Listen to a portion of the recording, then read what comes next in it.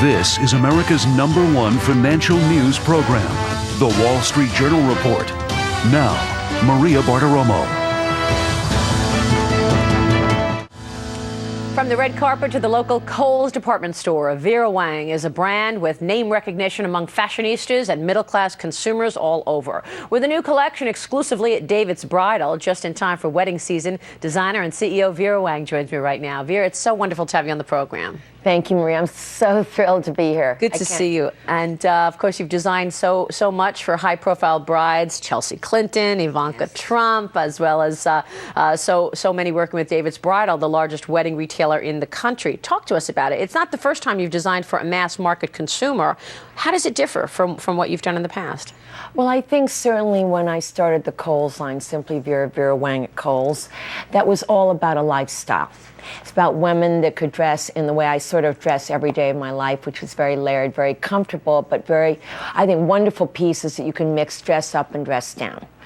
For David's, that's a whole other issue. That's the day of every woman's life that she dreams about. And I think what I really was hoping for was to bring the same level of design integrity and style and quality to women who could not afford to wear my collection dresses, which in the high end of fashion is sort of like being in dreamland. I mean, you know, you look at dresses at $10,000 or $8,000, everyone says, well, that's really great. And I used to just say, well, how many people can possibly buy a dress that costs that much money? Right. And we put so much effort into our work. So the deal with David's was the only way I felt was responsible, that they would respect me enough to be able to partner with me to bring that level of design and taste, not to the masses, but out further, broaden our approach. And what are you seeing? How is it going? It's been a really wonderful partnership thus far. They really understand what I'm trying to achieve. They encourage me.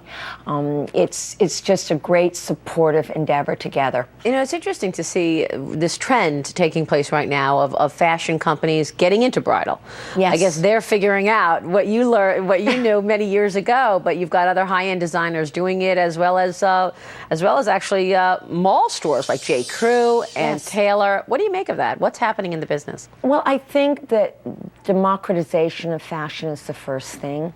I think perhaps the fact that many weddings are not as formal as they used to be is very much a part of that trend. I think what we do is really on a very different level. While we offer dresses that are very simple and very elegant and very modern, we're also able to bring the technique and the work that we've done for nearly 2 decades in bridal and translate that at David's Bridal at an incredible price point. I mean, we started around $600, and I think we, maxed out around $1,200. That's, really for the amount of work and amount of design, amount of quality, that's an incredible price. Talk to us about the Kohl's relationship. You mentioned that a minute ago. You've got Kohl's stores, other licensing deals as well, Yes. with Bloomingdale's and Serta mattresses. Yes. Tell me about balancing this creative pursuit along with overseeing such a diverse brand and so many products with these different licensing. Well, it's incredibly challenging. There's no question about it. In some cases, the design staff is on the other side and not on my team. And in some cases, it's my team that oversees the design. So it really depends on which deal we're talking about. I mean, the fragrance with Coty is certainly something that I work on with Coty hand in hand to develop the concept of our fragrance and, who the star will be in it and, all the aesthetics. But in other cases, such as Wedgwood, very much there's a designer in place that used to work for me.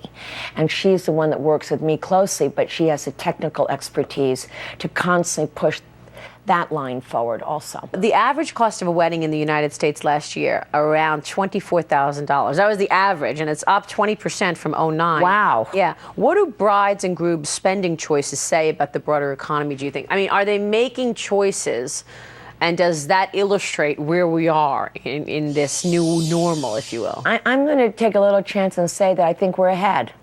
based on my business. I know that after September 11th, everyone said to me, well, you must be great because weddings are everything proof. And I said, no, they're not really terrorist proof or economy proof. But I have to say that we're seeing some girls at David's buy 2 dresses of mine, one for the party and one for the wedding, because they were expecting to spend more, perhaps, on a Vera Wang.